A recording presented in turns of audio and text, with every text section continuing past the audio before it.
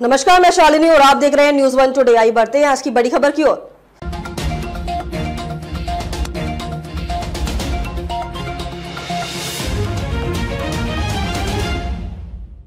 4 वर्ष में और 150 जिलों में बनेंगे सरकारी बैंक। अमित शाह बोले, पर चुनाव से पहले 50% वृद्धि का लक्ष्य। केंद्रीय गृह एवं सहकारी मंत्री अमित शाह ने देश की संपूर्ण तरक्की के लिए सहकारी बैंकों से आगे आने का आग्रह किया है। कहा है कि अभी देश के 300 जिलों में सहकारी बैंक है। चुनाव में जाने से पहले इसमें 50% की वृद्धि करनी है। अमित शाह मंगलवार को भारत मंडपम में राष्ट्रीय राज्य सहकारी बैंक महासंघ लिमिटेड के हीरक जयंती समारोह व ग्रामीण सहकारी बैंकों की राष्ट्रीय बैठक को संबोधित कर रहे हैं।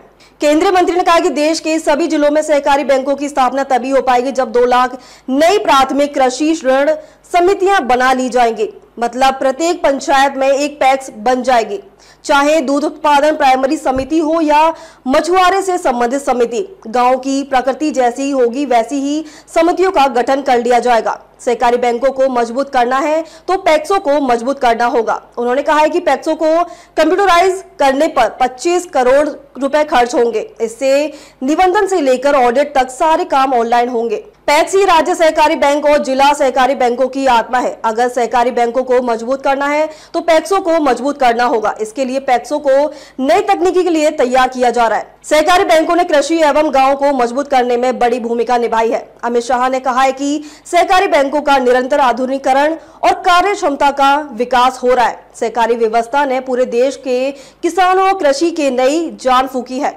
सहकारी बैंकों ने जल प्रबंधन से लेकर कृषि एवं गांवों को मजबूत करने में बड़ी भूमिका निभाई है।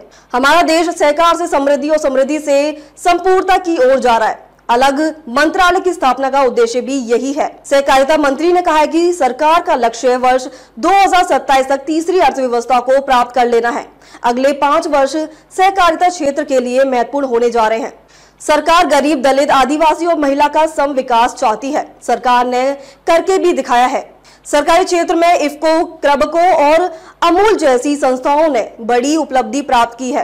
राज्य की हर समस्या स्टेट कोऑपरेटिव बैंक की होनी चाहिए। अमित शाह ने पैक्सों के दायित्व का भी जिक्र किया है और कहा है कि सहकारिता के भाव को संबल देने के लिए पैक्सों और सहकारी बैंकों को भी आगे आना चाहिए। गांव की हर समस्या पैक्स ही होनी चाहिए। जिले की समस्या को कोऑपरेटिव बैंक और राज्य की हर समस्या स्टेट कोऑपरेटिव बैंक की होनी चाहिए। सहकारिता को जन विकास भी अर्जित करनी होगी। इसके लिए पारदर्शिता जरूरी है। राज्य एवं जिला सहकारी बैंकों को भी पारदर्शी व्यवहार की शुरुआत करनी होगी। अगर ऐसा नहीं होता तो हम अपने उद्देश्य में सफल नहीं हो सकते हैं। आपदा शमन और क्षमता निर्माण परियोजनाओं के लिए राज्य के लिए 1115 करोड़ की मंजूरी।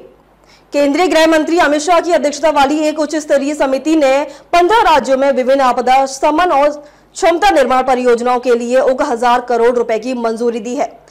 एक आधिकारिक बयान के अनुसार समिति ने 115.67 करोड़ रुपए के कुल परिव्यय पर सभी राज्यों, केंद्र शासित प्रदेशों में नागरिक सुरक्षा, स्वसेवकों के प्रशिक्षण और क्षमता निर्माण के लिए एक और परियोजनाओं को भी मंजूरी दी है। अब तक के लिए बस इतना ही। फिर होगी आपसे मुलाकात। तब तक के लिए नमस्कार और देखते रहिए न्यूज़ 1 टुडे।